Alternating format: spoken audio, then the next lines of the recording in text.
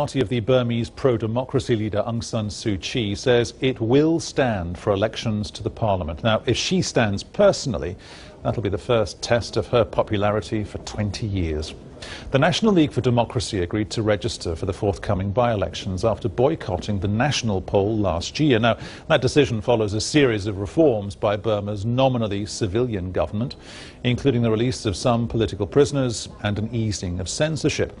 And in a sign of the evolving relationship between the United States and Burma, the US President Barack Obama has said he will send his Secretary of State Hillary Clinton to Burma next month. That's the first such trip there for 50 years. The US announcement came a day after leaders of the Association of Southeast Asian Nations, ASEAN, agreed that Burma could chair the regional bloc in 2014. We have two reports. In a moment, David Loyne from inside Burma. But first, here's Karishma Vaswani from that ASEAN meeting in Bali. The US and Burma have always had a difficult relationship.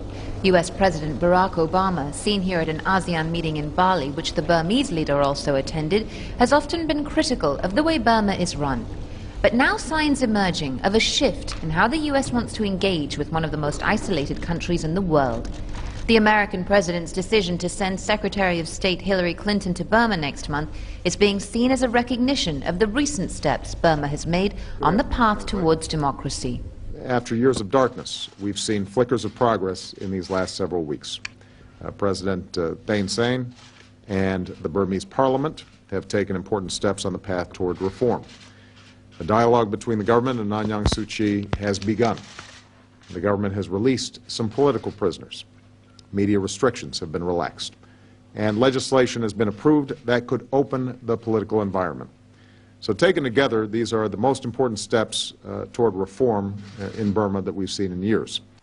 Mrs. Clinton will be the first US Secretary of State to visit Burma in 50 years. The decision to send her there comes after ASEAN leaders gave the reclusive state the chairmanship of the group in 2014. It's a hugely significant post, given that whoever hosts ASEAN also hosts the East Asia Summit, which American leaders attend. ASEAN leaders say that the US's move could encourage other countries to follow suit.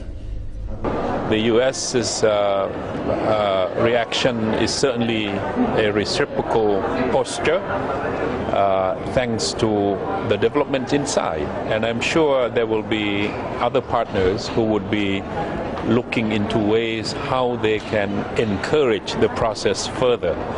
So it's a matter of trying to give encouragement to what's going on already inside Myanmar.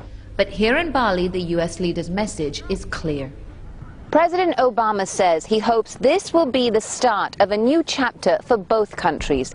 He said to the Burmese government that it should seize this opportunity so that its people can move forward into the future with prosperity.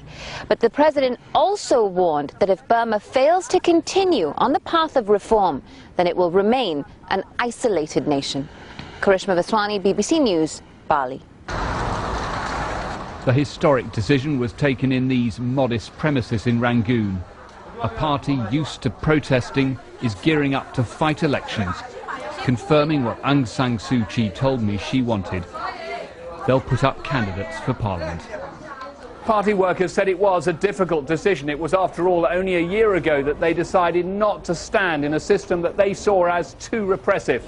Since then, things have changed. One thing wasn't difficult was Aung San Suu Kyi's personal decision to run. Today we decided for the registration of our NLD, and as well as we are going to stand for election. And will Aung San Suu Kyi stand herself? Yes, she has the will to stand for the election. The party believe that Aung San Suu Kyi has had assurances from the new reformist president that all political prisoners will soon be released.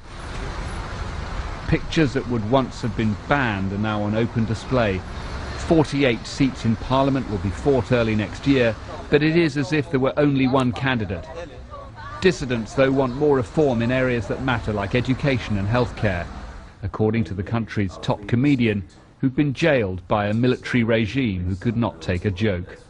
There is some changes in the ministry, but the real changes we can see, for example, you can see that in economic sector, where is improvement?